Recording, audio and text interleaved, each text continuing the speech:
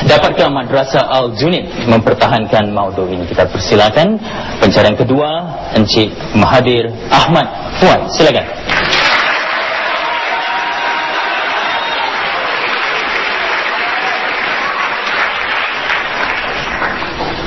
Sebagai permulaan, kami ingin menekankan di sini, kami tidak menafikan bahawa karyawan kita mempunyai komitmen. Kami tidak menyangkal itu. Tetapi apa yang kami ingin tekankan di sini bahawa mereka kurang dari sudut komitmen mereka, dan bukan bermakna kami mengatakan mereka tidak ada langsung. Dan kedua, Anda mengatakan tentang mendaki tadi.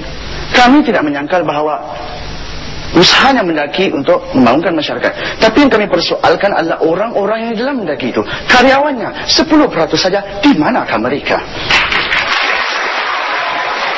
Setelah mendengar hujah-hujah yang telah diutarakan oleh mereka, maaf Puan, ia sama sekali tidak bermakna bak seperti kelimumur yang gugur dari kulit kepala. Realitinya bahawa karyawan kita kurang komitmen haruslah diterima. Maka terdirinya saya demi memberikan penjelasan yang sewajarnya. Assalamualaikum warahmatullahi dan salam sejahtera. Sebagai pencuci minda, janganlah pula anda mengambil shampoo untuk membersihkannya. Tetapi kita harus selidiki bahawa setiap masyarakat mempunyai masalah-masalah dan jalan penyelesaian yang berbeza. Seperti mana yang telah diperjelaskan oleh pembahas pertama saya, sejarah telah membuktikan bahawa dari dahulu hingga sekarang masyarakat Melayu kita mempunyai fenomena kurangnya karyawan kita yang memiliki sifat berkepimpinan kolektif. Dalam erti kata lain, kurangnya karyawan kita yang duduk bersama-sama memikirkan langkah-langkah yang produktif, jalan penyelesaian yang proaktif sesuai dengan masyarakat mereka sendiri, dan bukan dengan mencedok ataupun mengambil jalan penyelesaian masyarakat lain yang jauh sekali berbeza. Renungkan analogi ini. Jika saya melihat masyarakat barat memakai baju, tidak saya untuk saya mengambil konsep mereka memakai baju. Tetapi kalau saya tinggal di negara yang panas seperti Afrika, saya melihat masyarakat memakai kot, saya pun nak pakai kot. Mana boleh? Dengan lemahnya sifat kepimpinan kolektif ini dalam diri-diri karyawan kita, ia adalah penyebab kurangnya komitmen mereka. Dan ini dapat kita lihat dengan lebih jelas lagi dari sudut dua aspek. Aspek yang pertama, dari sudut aspek kuantitatif, atau kita melihat dari sudut jumlah. Sensus ataupun Badan Perangkaan Singapura telah menunjukkan bahawa kita mempunyai 93,200 karyawan-karyawan Melayu. Tetapi hanya kurang daripada 10,000 sahaja yang menyertai badan-badan pembangunan masyarakat seperti AMP, Mendaki dan lain-lain sebagainya. Mungkin pihak penyangga akan mengatakan jumlah tidak dapat menunjukkan ukur tara komitmen yang tepat.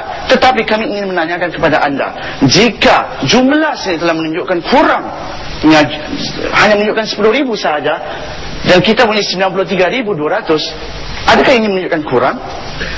Dan soalan yang kedua, adakah anda, wahai pihak penyangga, dapat menjamin bahawa semua yang 10,000, kurang daripada 10,000 yang ada dalam itu dapat menjadi aktif sepenuhnya? Renungkan. Silakan Tuan. Maaf Puan. Aspek yang kedua, tidak kuantitatif ataupun kita tidak melihat dari sudut jumlah. Kita mengetahui bahawa karyawan-karyawan kita mempunyai kerjaya masing-masing. Tambahan pula, mungkin pihak penyangga akan mengatakan, oh, tidak semestinya kita menyertai badan-badan. Secara luar pun boleh. Tetapi lazimnya, adakah kita melihat seperti ini di kalangan masyarakat Melayu kita? Dan kalau kita hanya menyumbangkan idea saja, tapi di manakah hasilnya? Contohnya dapat kita lihat sendiri di Indonesia. Karyawan-karyawan di sana banyak menumbuhkan persatuan-persatuan persendirian, di antaranya golongan Arkasa. Golongan Arkasa ini tergolong hanya daripada 6 orang profesional, di antaranya peguam, di antaranya wartawan dan lain-lain sebagainya.